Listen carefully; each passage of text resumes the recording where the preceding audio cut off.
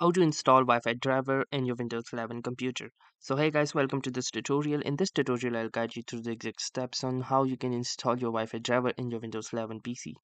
So there are two ways to install your Wi-Fi driver. The first one is that you automatically let the Windows update your Wi-Fi driver, and the second option is to install it manually, for which you will need to download the Wi-Fi adapter file first, and then you can install it. So let me show you how you can do this. So first thing that you're gonna need to do is simply go to the settings, or simply you can go to the search bar and type for device manager.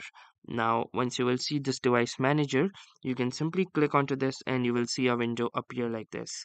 So within this particular window, you can see you have different types of devices, hardwares right here, and one such option is the network adapters.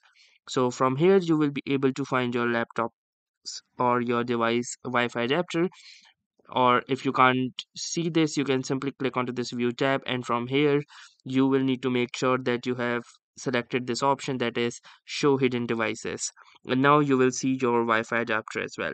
So as here you can see, I have my Microsoft virtual adapter as well, but the more focus is on the actual physical adapter, which is the wireless LAN card from MediaTek in my case. So this is my Wi-Fi card. So I'm going to right click onto this, and from here I can see this option that is update driver. So let me simply click onto this, and now if I would like to do a automatic search for any update, I will simply click onto this, and from here it will find the best updates if they are available, and currently it says the best driver for your devices are already installed.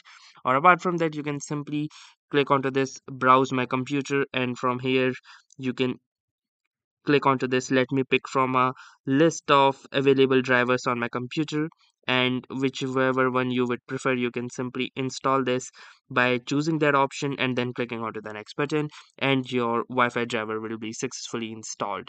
So that's how you can do this. Thanks for watching and have a nice day.